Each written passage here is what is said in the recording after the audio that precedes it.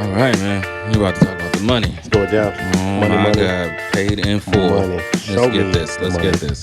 All right, brother. All right. Well, welcome to another episode of the Amen Podcast, a man's evangelical narrative. I'm Willie. This is Mark, and today we are going to be tackling money, Money. finances. Finances. That's huge. Very big time. Yeah. I don't think I've ever really talked about finances from a faith-based concept. We usually don't because we want control. Yes. You know what I mean? We Yeah. want control. We'll have faith.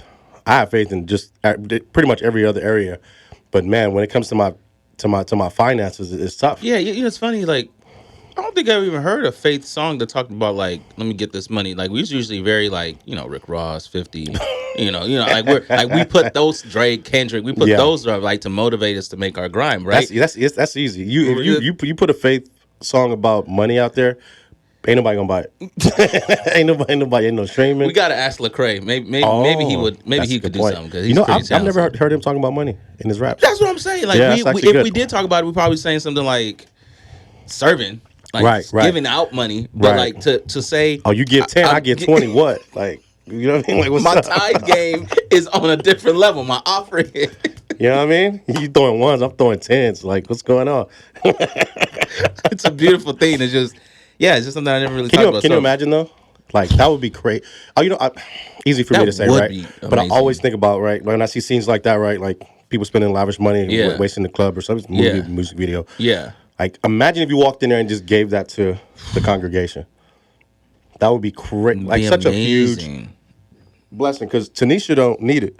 Right. You know what I'm saying? Right. Like, but pastor would love it. The church needs it. Probably got bad plumbing. Right. You know what I mean? Probably run down. Been in the family, or in the city for years, and could really use. I mean, programs that need some help. I'm just thinking about it. You know what I mean? I never see someone who's stunting. You know who actually? I gotta take that back. Who is Pastor Michael Todd? Okay. Transformation Church. Yes. That you sent me. I think you sent me his video. He got the ball. He's super passionate. He's like us. Like, he's so modern, so cool. That dude is so legit, bro.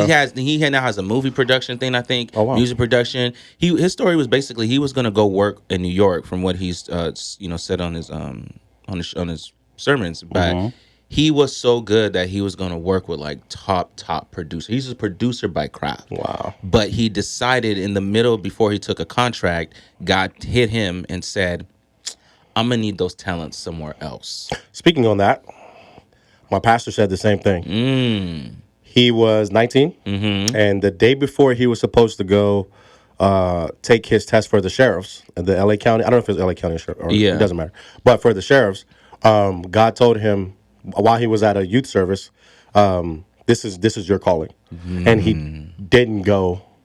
Right. Wow. And so I think that just speaks to when God gives you that in your heart, you gotta move. You know what I mean? Yeah. And for him, like, he didn't have any experience of being a pastor. When God told him that, instead of him, like, he was like, okay, if I'm not supposed to go there, where am I supposed to go? And he started going into the youth ministry, making music there. And then as that was happening, so he basically, God needed him to stay in church. And then as things started happening and evolving, it was like, no, I need you to come lead this church. Wow. And with no experience, he's come up, and now he's still using that gift that God gave him with music, and now he's expanding it. So I think maybe we just got to go back. There may be a music video on tithes and offering, and just like, right. If not, it's probably in the works. It's coming. Yeah. And I hope he hears this. So That's he's like, crazy. because I want to be an extra in the video. I'm saying? I'll be honest. I've been kind of sleeping on him. I'll see some clips, but I haven't really watched the whole sermon. But amazing, bro. This will be my officially. It should have been my third. Yeah. But this will be my second week going to youth at my church. Oh, yeah. Cool. And yeah. So, we gotta talk about that. Yes, sir. All right. So let's start off with Matthew 6:24. Right. So it warns, you cannot serve both God and money. Let's talk about thriving financially without worshiping wealth. Okay. And here's a stat before we get into that. 78% of Americans live paycheck to paycheck. What do we think God says about that? That's a good question. Let me hear what you got to say first. That's interesting. Woo! Well, first, talking about you can't serve both God and money. Right. I'm literally going through that right now. Okay. And let me explain. So basically, I've tried to run, or I've started up several different Yeah. businesses. And I've come talking with my wife and just having more time to reflect. I've come to the understanding that me trying all these things was motivated by fear Okay. of just not being enough, not having enough, trying to figure out this whole money game. And the one constant with this fear is that I was not bringing it to God, right? And I then went to one of my mentors, shout out to Gersh, and I just told him, like, look, I have an Amazon FBA business that I'm looking into, and also have this podcast that we're doing, right? And I know what my talents are in terms of talking, speaking, understanding mental health, and I'm like, I'm just stuck in a place of like, where do I need to go? And one day I had this clip. I was walking my dog outside, and I had this. It was a beautiful day, and it was so quiet in the neighborhood. And I heard God speak and say, "What have I given you? What talents have I given you?" And I just know me connecting with people, me having this dialogue with people, and it's been something that it's been a special gift. I've been able to just create rapport with people from thin air. And so with the Amazon FBA, I think it's a great business model, but it wasn't my why. Okay. And the more I've thought about it, I was like, but I want to make money, and it's just like the money will come if at least that I'm following what God's path is for me.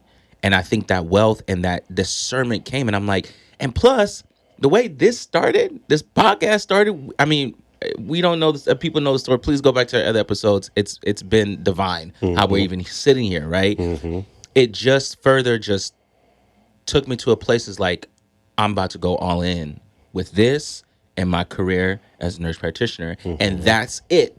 I'm gonna stick with this niche. I'm gonna stick with this talent. I'm not gonna go by fair anymore. So that's what comes to me about that. And then the paycheck thing. I don't think that. I don't. Oh, it's so hard to say what God would say. I don't want to sound blasphemous, but Yeah. I know from the Bible we talk about He wants abundance for us. Yeah. Living paycheck by paycheck is not abundance. Right. Right. So if I would just say what God says about that, my best hunch would be He doesn't want us living paycheck to paycheck, but there's something He needs us to learn, to come to Him, to figure out how we cannot be living in abundance. And I think it all has to do with our perspective and what we're following and what's motivating us to be wealthy. Yeah. I think because there's a lot of obviously different situations, right? Some people they just happen to grow up or live or be planted in a place where it's just hard to live. You know what I mean? Yeah. It's not necessarily their fault. Can't get themselves out. But at the other end, I feel like if you're constantly kind of doing everything that you think you're supposed to do, but you find that you're right there, but basically like you have some work to do. I think that discernment and how we use our money, the things that we're focused on, matters. Yeah. And I think that determines whether or not or when we're blessed with more, right? Yes. If we're being good stewards over excuse me, what he's given us. I think that's very important when we are praying for more. Yeah. Are we taking care of the things that he's already given us? Yes. If you want a That's bigger good. house, are you taking care of the one that you got? That's good. You Yeah. know, if yeah. you want a partner, if you want a husband or whatever, are you taking care of yourself? And Yeah. there's just different things like that. Yeah. But that's kind of my take on that. That's a very loaded question, but yeah, some people can control it. Yeah. Some people aren't. Yeah. And that's tough for Yeah, sure. yeah. It just came to me. That 78%. This is a big generalization we're about to say, but Okay. I wonder if most of those people out of the 78% are people that they haven't accepted or understood the stewardship. So basically, that check by check is like God's like, this is enough for you to get through life for you. But if I'm going to give you more, and for you not to live check by check, it's because it demands a bigger responsibility. That you stop living check by check isn't just for you. I need you to be able to know that if I give you all this, you need to spread the wealth. And Yeah. I think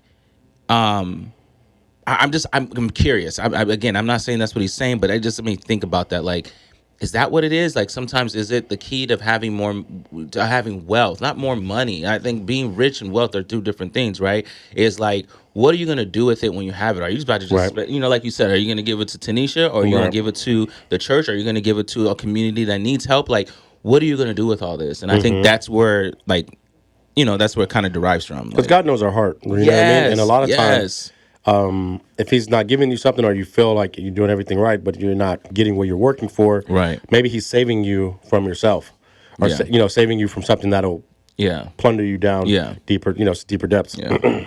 Oh, you got something right here on the other side. Yeah, you got it. All right, cool.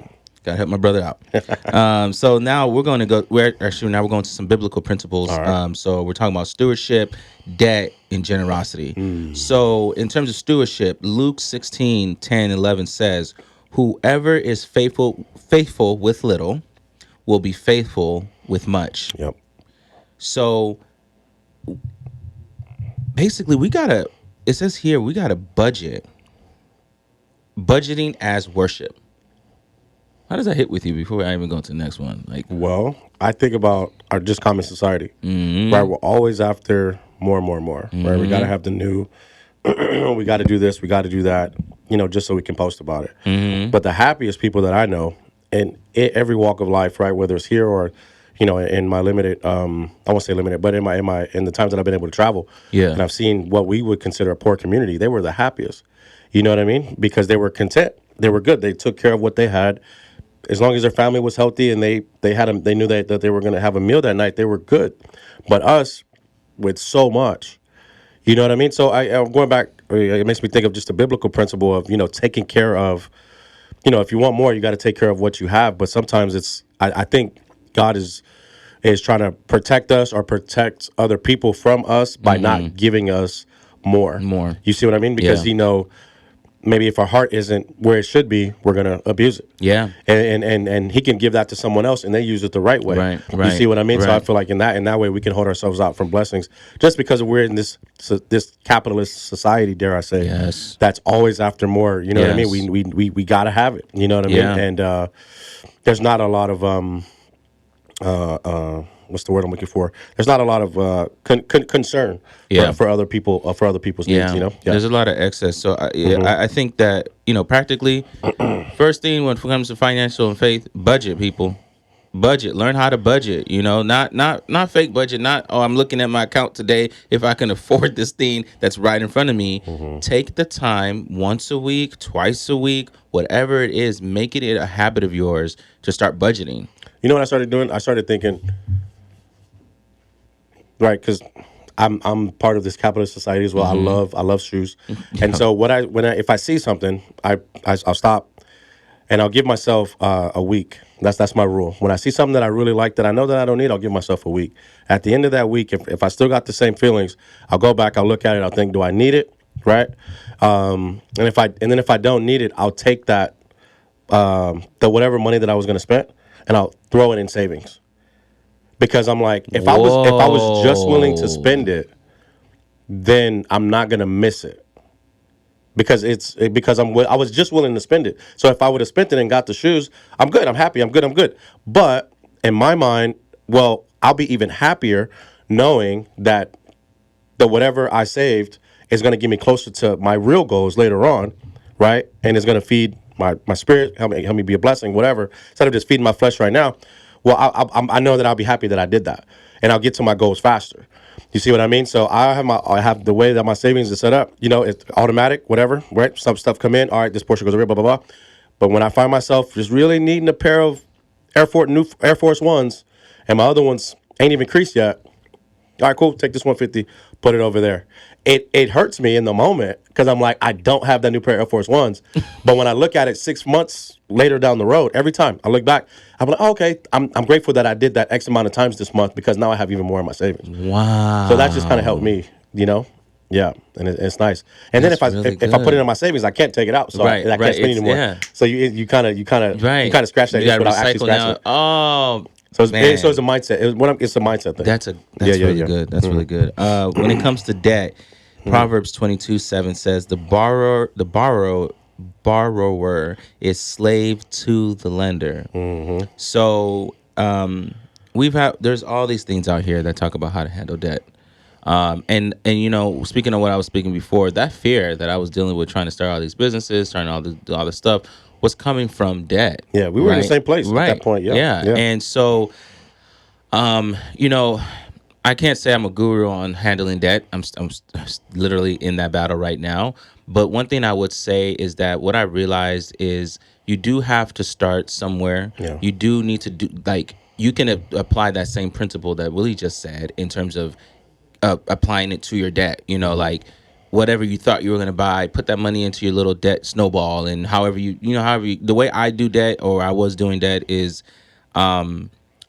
we have a snowball system. What is his name? I learned it from, I can't remember his name right now, but shout out to The dude with the ball head. the dude with the ball head. Yeah, they talking about- yeah, Right. And he talked about, just the snowball effect or principle. Ramsey. Thank Dave Ramsey, right? And there are other people out there, right? yeah. But the one thing that he said is that it's really important that you have an income that you can still sustain yourself and be able to attack this debt, right? So whatever it is, just like when it comes to debt, have a plan. Yeah. Do not sit there saying, "Oh, it would all work out." You have to have a plan. And budgeting, when you budget, it will give you a reflection of like, oh, how am I going to attack my debt? We don't want to be in debt. God does not want us in debt. No, that's not. That's No, not how it's supposed it's to be. not. Yeah. It's just it's like slavery in a sense, right? He doesn't want that for his people. Betty, who's my fiance? She's way better than me, so I'm thankful to have her in my life because she's just a really good example of someone who busted their butt, do what they have to do. And when I was in nursing school, one of my professors, she just said something on it was like the first week, of school. And she was like, take care of your debt, right? Because you're going to accrue more debt, right?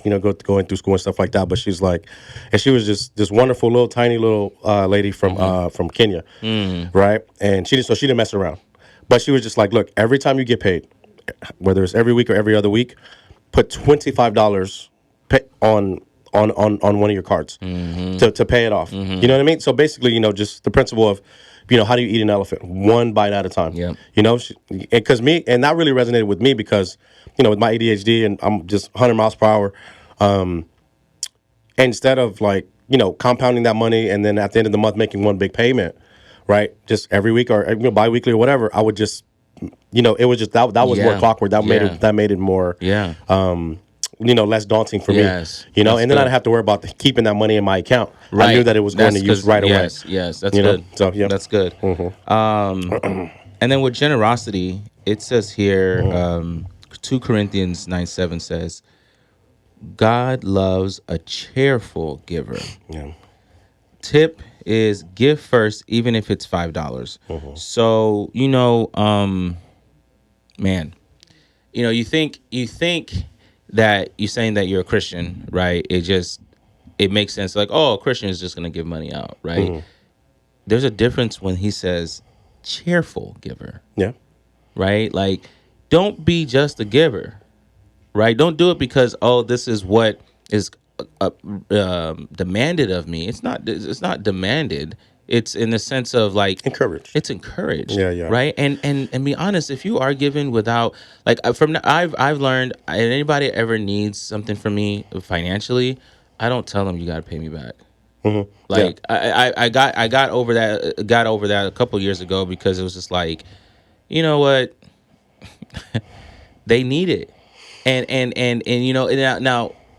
There's certain things that I'm like, man, I've never been in a position where somebody's asking me for lumps of money, right? But I would hope, and I think that God knows my heart, like He knows my situation. I think honestly, if I did have a lump of money and somebody needed it, I am gonna give it to them, right? Because somebody coming to you in need, that's a lot emotionally on them, right? Like. Oh man, that's just a lot. Yeah. Right. And so if they're coming to you, they trust in you, they're feeling safe with you, whatnot, and also discern, right? Don't just, pray about it, pray on it, all this stuff, the person who's giving, but just understand when you do finally give, make sure you're cheerful about it. Make sure there's a peace about it, And if there's a situation you're like, you know what, honestly, I can't, I would love to just give it to you. and not having to pay me back. But there may be situations where you may need the money back, but you're like, hey, like, just let's work it out or something like that. This is a really tough subject that people are very sensitive about, But I just think that giving it cheerfully will go a long way. And however you and that person that you're giving money and they're receiving it goes about, with just being generous. I think when I hear that term, cheerful giver, I think it's just like your heart posture. You know what I mean? Because I still get a little bit of, just a tiny bit of anxiety, a Yeah. little little fear creeps in when it comes time to tithe, or if someone asks for something and I'm in a position to do it. But I just try to remind myself that this is why we're blessed. This Yes. is why, even if you don't feel necessarily like you have, in abundance or more than you need, I think if your eyes are, blessed to open every day, then, and once again, you have some peace about giving, then I think that it's a good thing. And I think honestly, that's part of our responsibility, Yeah. honestly, financially. Yeah. Right. Because you look back and, maybe not so much ancient time, but yeah, for lack of a better term, like, or way to phrase it, like ancient times, we were more community focused, right? And even in a lot of communities now, a lot of African communities, that don't necessarily revolve around money, right? Someone's house burns down, the community comes together, Yeah. build it, and then when everybody's good, then they go back and keep Yeah. going. But it's our heart should be focused on, okay, my family needs a new TV, or we need a new car. It's just like, we put this money away. Like, we have an emergency fund for ourselves. What if we have an emergency fund For the community. for the community? And Wow. you know what I mean? And Yeah. we put aside, I don't know, 2%. You know what I'm saying? It's something you can contribute. You know what I mean? You might not be solving their whole problem, but you can contribute, and God will bless that seed. Yeah. You know what I mean? But I honestly think that that's part of our responsibility. That's something that Betty and I really focus on. Right now, we've just been able to bless people with stuff that we have that we don't necessarily need anymore. But instead of throwing it away or giving it to someone else, we try to give it to Nice. to our church. Nice. But yeah, but we've talked about having that same mindset towards money as well. You know what I mean? Yeah. Yeah. Yeah. You talked about tithes. I grew up with my parents giving tithes. I started when I was going to church and everything. Like when I was not in a good financial spot, or literally not making any money. It was hard for me to give tithes. I've gotten to a place now where we're doing the 10%, and we're doing it every Sunday. And it's been an experience. One thing I would say that it's kind of funny how things kind of tie in with giving money to your church, cheerfully, is because it starts with the budgeting, right? It starts with knowing where you're at financially, taking care of your debt, taking care of what your daily essentials. So when you give tithes at the end of every Sunday, I feel just more at peace because I know where my money is going. I think that, for me, I used to spend a lot of money on food, a lot of money on food. And every time I'd be like, where did my money go? And once I started budgeting, once I started knowing what my debt portfolio looked like, and then giving to God, it's amazing how many blessings have been coming from that. Yeah. And I think that it's not just like these big blessings, but it's me understanding like, wow, like my waistline has gotten a little smaller.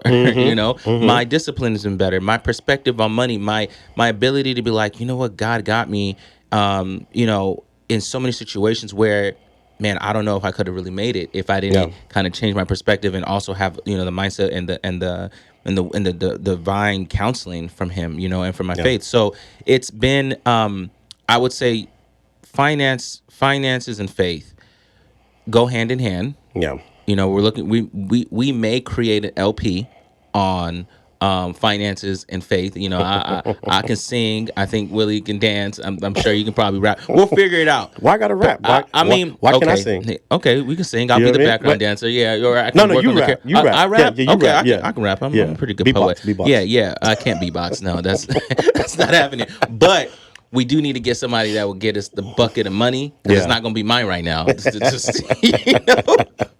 to put it out For there. sure. But, just with all jokes aside, like, I think that if you're struggling with finances, again, chain of command, go to God about it. Yeah. And What's changed our heart. yeah, I not that I've always like done it, but like I've never struggled with like the concept of giving to the church because it's been involved for so yeah, long. It was just yeah, I just this I guess just the trust has been built up, but yes, I think the first part is getting into a good church.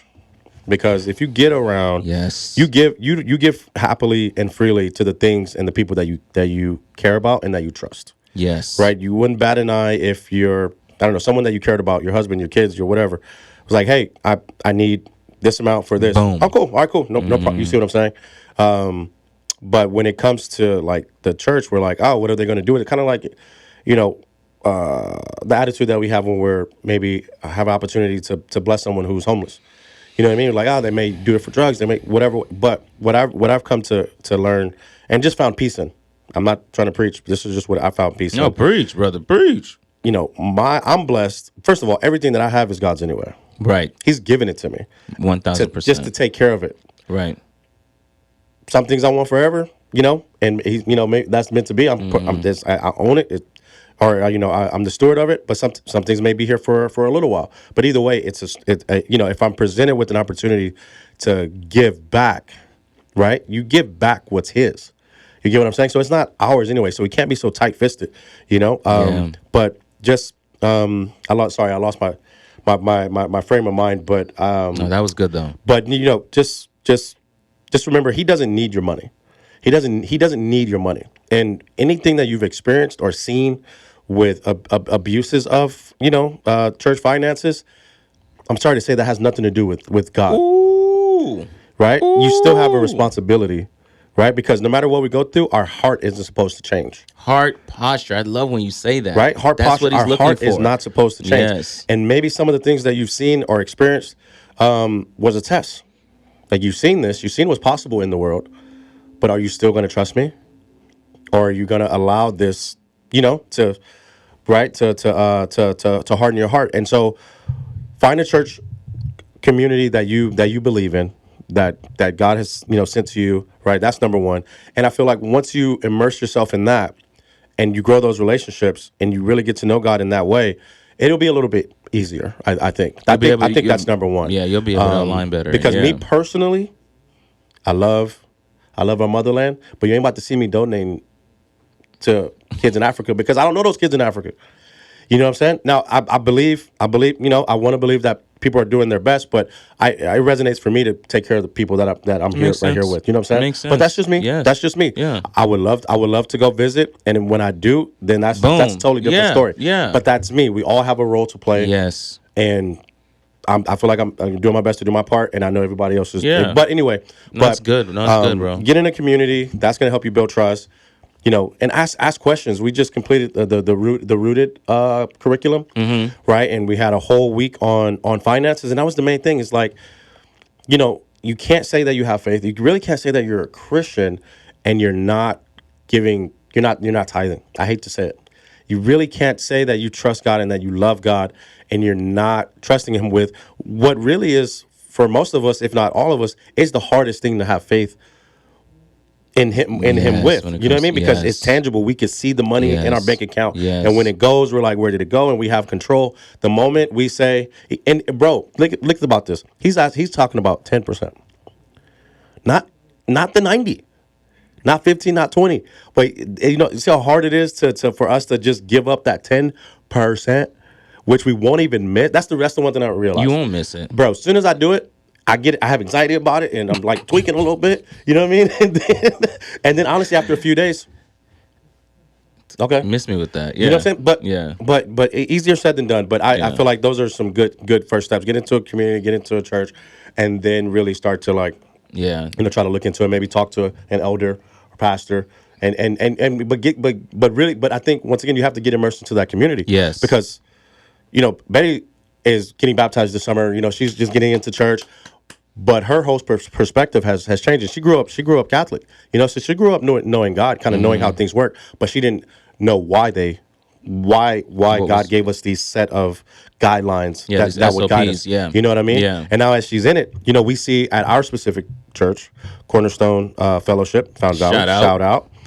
They're legit. Because our daughter goes to preschool there, and we see the work that they put into rebuilding the kitchen. They built a coffee shop, rebuilding the playground, and just using everything as they should. Yeah, And we built relationships so where we feel comfortable. You see what I'm saying? Like, yeah, I don't think God is asking us to give blindly, yeah. but No, in the yes, pursuit of truth, it's led to relationships, because we want to get to know these people if we're giving into this body. You know what I'm saying? And I feel like that's man, how it should bro. be.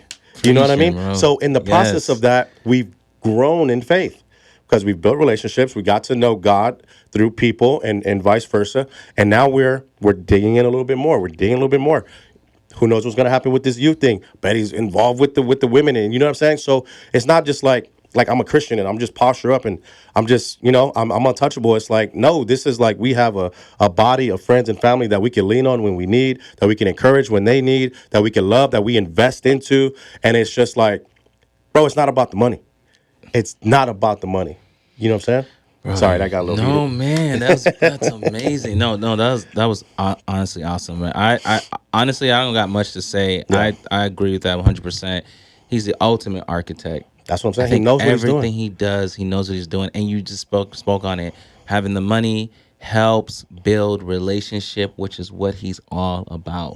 So it's just another way of him saying, use this thing to bring you closer to our people, Which is going to bring you closer to. to me. That's it. Come on now. What else do we got to say? Come on now. Come on. Come on now. Let's Pray pray it us out. out. Yeah. Lord Jesus, we just want to thank you for man, just being so amazing, being the ultimate architect in relationship and finances in our community. Let us just take this moment for those listening, for us talking about this, to just really appreciate your grand scheme.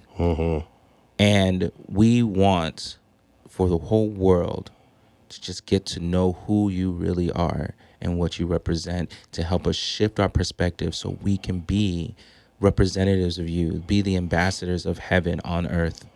Please, please open our minds. We thank you for everything you've shown us, talk to us about, and protect everyone that's listening to this, and let them understand that we are stewards of the money, and you will bless us. You will grant us what our giving us more wealth in our hearts, in our spirits, than anything that money can do for us on this earth. We thank you so much for that wisdom and counsel. In Jesus' name we pray.